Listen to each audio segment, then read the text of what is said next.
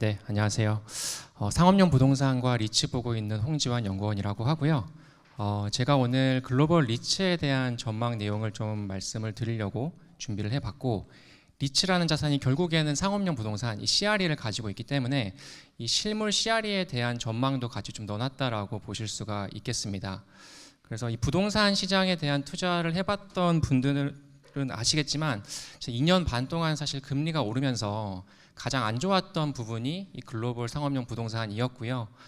사실 작년 하반기부터 사실 지금 뭐 올해 상반기까지 거의 한 15% 이상 빠졌다가 최근에는 조금 반등이 나오고 있는데, 저희 내년도를 봤었을 땐 좀 기회가 있는 상품이지 않나, 뭐 이런 관점으로 접근을 하고 있고요.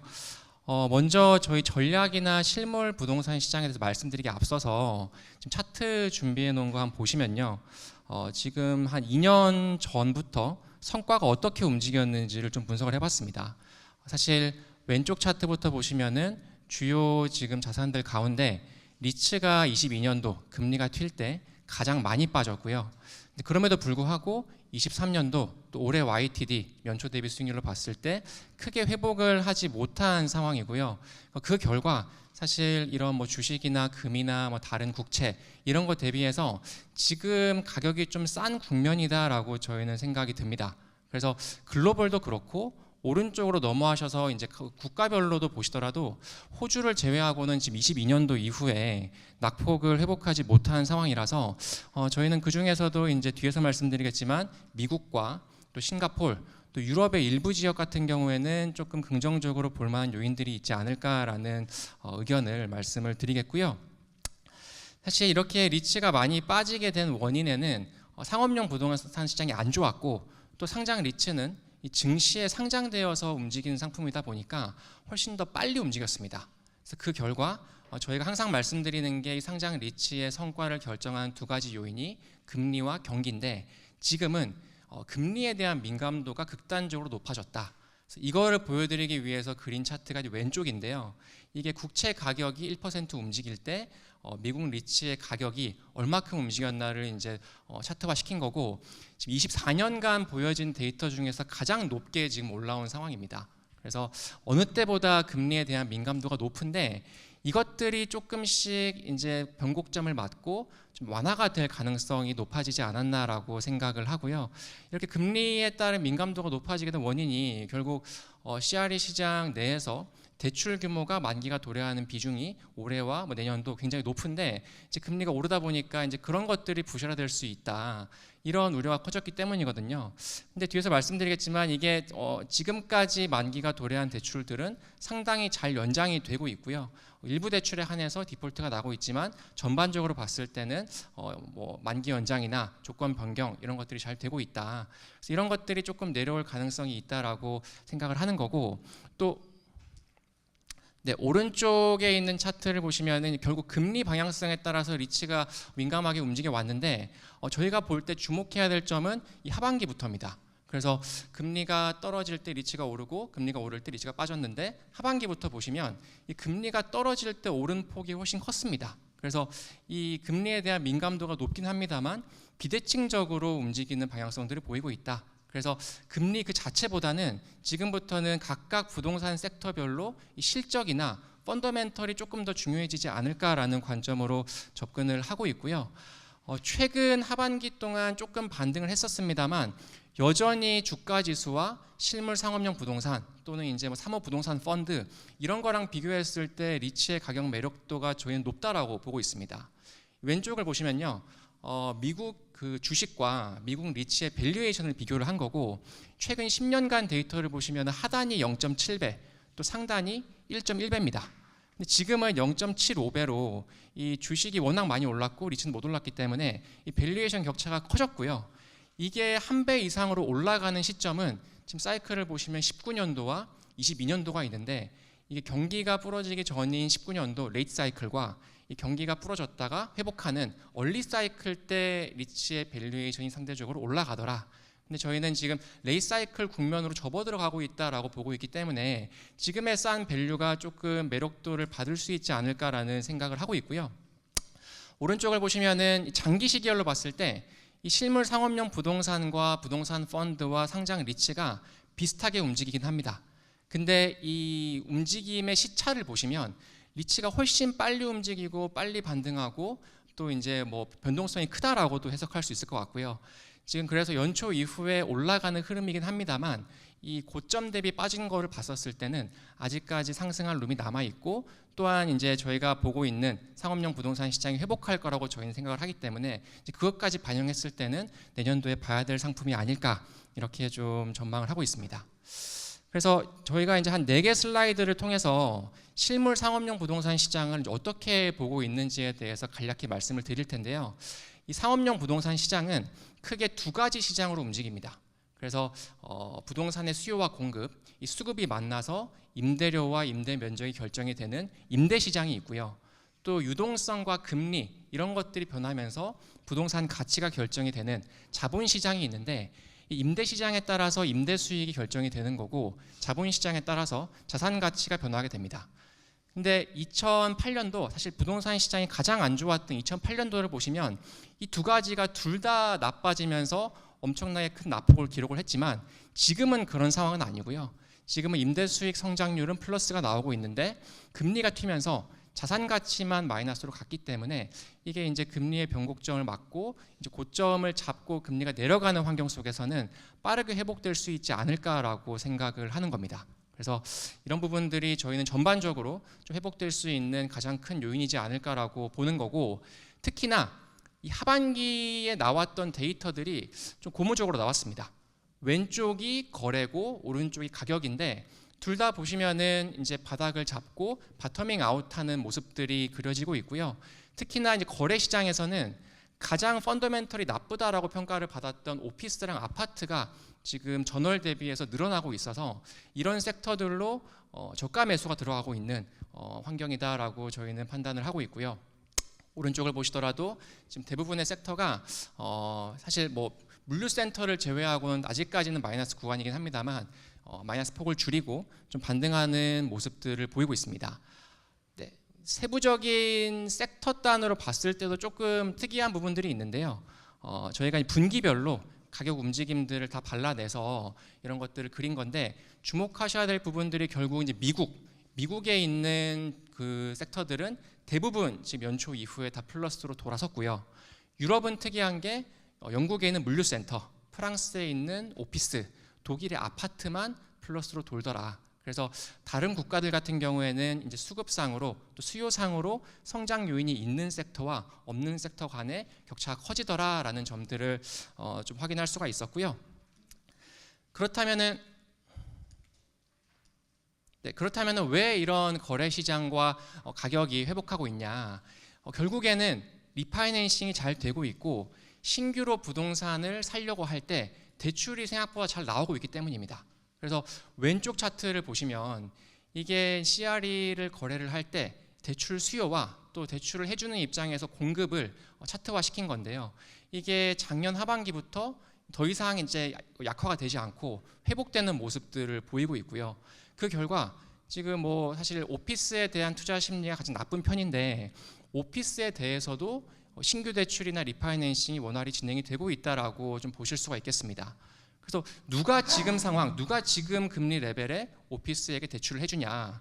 오른쪽을 보시면 그동안 큰 손이었던 지방은행이나 사실 뭐 보험사 이런 비중이 줄었고 CMBS와 대형은행의 비중이 늘었습니다. 그래서 저희가 사실 금리가 오르는 초입 구간에서는 걱정을 했던 게 이렇게 지방은행들이 발을 빼게 되면은 이제 그 공간들을 채울 만한 대출 기관이 없다라는 게 가장 큰 약점이었는데 그런 것들을 CMBS가 채우는 모습들을 확인할 수가 있었고요. 그럼 왜 CMBS는 지금 들어오고 있냐? 결국 많이 잃지 않았기 때문입니다. 그 왼쪽 차트를 보시면 이게 각각이 대출에 실행된 그 기간별로 얼마큼 이익이 나고 손실을 났는지를 보여주는 차트인데요. 2가지 임플리케이션을 얻을 수가 있습니다. 첫 번째로는 파란색으로 표시된 오피스는 대출 실행일과 관련 없이 다 같이 손실이 났더라. 심지어 10년 전에 발행된 대출도 지금 손실 구간이고요. 두 번째로는 시점으로 봤을 때 부동산 가격이 굉장히 많이 올랐고 금리는 낮아졌던 2022년부터 1년간 발행된 대출도 모두 다 손실 구간으로 접어들었습니다. 그래서 이 2가지를 봤을 때 대출이 실행된 이제 일자가 굉장히 중요하다라는 것들을 알 수 있는데, 오른쪽 보시면은 CMBS의 평균적인 대출 실행일이 19년도였기 때문에 지금 그런 것들, 지금 이런 손실이나 이런 것들을 감내할 수 있는 대출 기관이지 않았나라고 생각을 할 수가 있을 것 같습니다. 네, 펀더멘털도 한 장으로 좀 정리를 해봤는데요. 왼쪽 보시면 오피스만 나쁘고요. 나머지 섹터들은 사실 코로나 전과 비교했을 때 이제 굉장히 나빠졌다라고 말하기는 어려운 것 같습니다. 특히나 물류센터 같은 경우에는 코로나 전보다 사실 뭐 공실률이 절반 정도가 됐으니까요. 오히려 강세를 보이고 있다라고 평가를 할 수가 있을 것 같고요. 그래서 오피스만 지금 임대 상황이 조금 나쁘고 나머지는 괜찮다. 근데 지금 작년부터 사실 이 상업용 부동산 시장의 약점으로 작용을 했던 게 이 공급들이 많이 이루어지면서 이 공급 과잉으로 넘어가는 거, 이런 것들이 사실 한계점으로 작용을 했었는데, 최근 보시면은 금리 튀고 물가 튀고 사실 부동산 시장 침체로 가면서 다 같이 착공 금액이 줄고 마이너스 구간으로 접어들었습니다. 그래서 내년도를 봤을 때는 이 공급에 대한 우려는 하지 않아도 될 것 같다. 오히려 공급 때문에 많이 빠진 섹터들이 가격 매력도가 살아나지 않을까. 대표적으로 아파트, 물류센터가 그럴 거다라고 저희는 좀 보고 있습니다. 네. 상업용 부동산 시장에서는 마지막으로 저희가 좀 강한 컨빅션을 갖게 해준 차트가 이제 2페이지의 차트인데요. 이게 단순히 전년 대비 가격이 얼마큼 빠졌냐, 뭐 감정가 대비 빠졌냐, 이런 것들이 아니라 실제로 해당 물건을 산 기관이 얼마큼 손해나 이익을 보고 팔았는지를 분석을 한 거고요. 이걸 2008년도 사이클과 한번 비교를 해봤습니다. 그 결과 패턴이 잡히는 게 한 가지가 있었고요. 이 위기 초기에는 스스로 팔고 싶지 않아도 대주단에서 팔라고 해서 강제로 처분하는 사례들이 일어나고, 그 이후에는 거래가 급감을 하고, 그 이후에 사실 좀 시간이 지난 이후에 항복하는 매물들이 나왔을 때 가격이 바닥을 잡고 올라가더라라는 패턴을 2008년도를 통해서 확인할 수가 있었고요. 그 다음 이제 최근 사이클을 보시면은 사실 연한 회색선은 보실 필요가 없는 차트입니다. 이건 다 이익을 보고 팔았기 때문에 저희가 주목하는 거는 이 파란색으로 표시된 이 차트들을 보시면 될 텐데, 작년도에 이미 강제 처분들이 나왔고 그 이후에 한 6개월, 10개월 동안 거래가 없었고요. 지금 하반기 들어서 다시 이런 손실을 동반한, 대규모 손실을 동반한 매매들이 나오고 있습니다. 그래서 이런 사례들을 봤을 때 과거처럼 오피스 가격이, 오피스 수요가 달라졌기 때문에 반등할 거다라고 말하기는 어렵겠지만 어느 정도 바닥을 잡았다라고 해석할 수 있지 않을까, 이런 생각들을 갖게 되었고요. 저희의 아이디어가 틀릴 수도 있습니다. 그래서 틀릴 수 있는 요인 두 가지를 한번 생각을 해봤는데, 첫 번째로는 잘 상환이 되고 이제 리파이낸싱이 되고 또 대출 조건이 수정되고 있습니다만 여전히 이 대출 만기의 도래액이 많습니다. 그래서 올해와 내년, 내후년까지 거의 1.5조 달러 가까운 금액들이 돌기 때문에 뭐 지금 상황대로 간다라고 하면은 이제 리파가 될 것 같긴 한데, 상황이 바뀌어서 경기 침체가 오거나 금리가 고금리 환경이 유지가 된다거나 이제 그럴 경우에는 이런 부분들이 다시 또 문제로 불거질 수가 있게 되고요. 그래서 계속해서 모니터링을 해야 되는 이슈다라고 생각들을 하고 있고, 이것과 관련해서 저희가 이제 오피스에 대해서 물론 이제 가격 자체는 바닥을 잡겠지만 쉽게 올라가진 않을 거다라고 생각하는 이유 중 하나가 이 오른쪽과 왼쪽에 있는 차트 때문입니다. 그래서 실제로 이 압류를 통해서 경매로 나오는 매매 건수는 줄었어요. 2008년도와 비교했을 때 원리금을 못 내서 압류해서 경매로 나오는 매매 건수는 줄었는데 실제로 압류가 준 건 아닙니다. 오른쪽 보시면은 임대료 원리금을 못 낸 부동산에 대해서 압류는 진행을 하고 있고요. 다만 대출 기관이 이것들을 지금 거래 시장이 안 좋다 보니까 판매하지는 않고 갖고 있는 겁니다. 그래서 이럴 경우에 대부분이 오피스일 텐데 가격이 조금 올라오거나 거래 시장이 회복이 되면은 이런 물량들이 오버행으로 나올 수가 있게 되고요. 그래서 오피스가 이제 저희는 뭐 가파른 반등을 만들어내지는 않을 거다라고 보는 이유 중 하나도 이런 거다라고 좀 첨언을 드리겠습니다. 그리고 두 번째 리스크는 당연히 저희가 생각한 대로 이제 금리가 움직이지 않을 경우에 뭐 트럼프 트레이드 이후에 물가가 자극되어서 다시 이런 그 금리의 인상 사이클로 간다거나 예상하지 못했던 경기 충격이 나올 경우에는 지금 보였던 거래 시장과 가격 시장의 회복이 나오지 않을 가능성이 있고요. 그래서 이 두 가지 이슈는 저희는 좀 모니터링을 통해서 계속해서 봐야 되는 이슈다라고 말씀을 드리고 있습니다. 네, 마지막 파트고요. 저희 이제 글로벌 리츠에 대한 투자 의견을 저희가 확대로 말씀을 드렸는데 사야 되는 이유가 세 가지입니다. 심플하게 첫 번째로는 말씀드린 대로 상업용 부동산 회복을 보고 있고, 두 번째로는 금리가 튀면서 가장 많이 빠졌던 섹터이기 때문에 이 금리의 반전이 나올 경우에 업사이드가 있다라고 보는 거고요. 세 번째가 조금 특이한데 이 밸류에이션 할인율이 줄었습니다. 그래서 사실 이 오른쪽에 있는 차트가 PBR이라고 생각하시면 편할 것 같은데 PBR이 한 0.7배까지 갔다가 지금 0.9배까지 올라온 거예요. 근데 저희는 이게 지금 거래시장과 금리가 빠지는 이런 환경들과 맞물려서 오히려 상승용이 될 수 있다라고 생각을 합니다. 그 이유가 다음 페이지에 두 개 차트로 정리를 해왔는데 리츠가 다른 주식과 다른 점이 이 PBR이 1배가 넘어서야 그 프리미엄 구간으로 가야 그때 증자나 가지고 있는 현금을 통해서 새로운 자산을 살 수 있습니다. 이 NAV보다 쌀 때는 증자를 해서 새로운 물건을 살 수가 없어요. 그렇기 때문에 갖고 있는 물건을 팔아야 되는데 이게 이제 프리미엄을 받을 경우에는 자금 조달 비용이 싸지기 때문에 증자를 해서 새로운 물건들을 사올 거다. 근데 앞서 말씀드린 대로 이제 앞으로의 거래량이 늘어날 거기 때문에 그렇게 이제 뭐 자금 조달이 어려워진 물건들, 또 가격이 싸게 나온 애들 이런 것들을 매입을 하면서 전반적인 기업 가치가 올라갈 거다라고 저희는 생각을 하는 거고요. 이제 이게 저희 뇌피셜이 아니라 과거 추이들을 보시면 왼쪽이 NAV 대비 프리미엄을 받았던 구간들을 네모로 친 거고 오른쪽이 이 리츠가 자산을 순매수했던 구간들을 칠한 겁니다. 똑같고요. 이렇게 자산을 매입할 때 NAV 대비 프리미엄이 정당화가 되더라. 그래서 저희는 지금 한 0.94배 정도 미국 리츠가 받고 있는데 1.1배까지는 타겟으로 봐도 되지 않을까라고 생각을 하고 있습니다. 네, 다음 페이지는 한 장으로 저희의 이제 뭐 유망 섹터와 상품들을 좀 정리를 한 거고요. 이 섹터들과 국가를 고른 요인은 결국에는 그 경기 민감도가 좀 낮아야겠다. 그래서 경기의 흔들림에서 조금 벗어나 있는 섹터들을 골랐다라고 보시면 될 것 같고, 또 강한 성장 동력이 있는 애들만 골랐습니다. 예를 들어서 뭐 데이터 센터, 또 유럽 쪽 보시면 독일 주택이 있는데 독일 주택 같은 경우에는 이민자는 들어오는데 공급은 되고 있지 않아서 강력한 수요 성장 가능성이 있다라고 저희는 생각을 하는 거고요.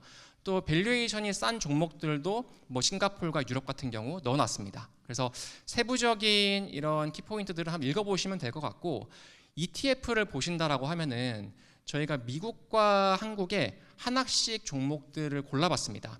고른 근거에 대해서 다음 페이지에 정리해놨는데요. 재밌는 게 미국에 상장된 미국 리츠 ETF는 같은 벤치마크를 쓰는 종목이 한 개도 없고요. 다 다른 걸 씁니다. 그래서 거기에서 나오는 전략상의 차이가 있고요.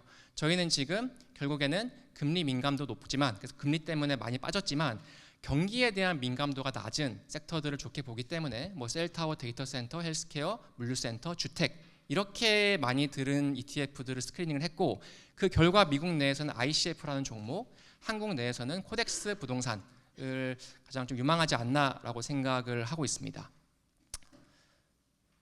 네, 마지막으로는 저희가 항상 이제 뭐 주간 자료, 월간 자료, 분기 자료 업데이트를 드리고 있고, MP라는 이제 모델 포트폴리오를 통해서 저희의 추천 종목들을 말씀을 드리고 있는데, 이걸 통해서 또 저희 회사에서 레버 카운트 상품이 운영이 되고 있습니다. 그래서 실제로 운영되는 포트폴리오다라고 보시면 될 것 같고요.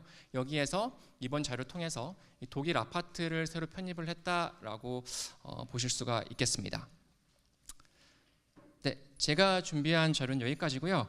사실 이게 시간이 좀 짧아가지고 저희가 좀 중요한 내용들만 말씀을 드렸는데, 관심이 있으시면 제가 발간한 연간 전망 풀 버전을 보시면은 조금 더 자세한 내용 보실 수가 있을 것 같습니다.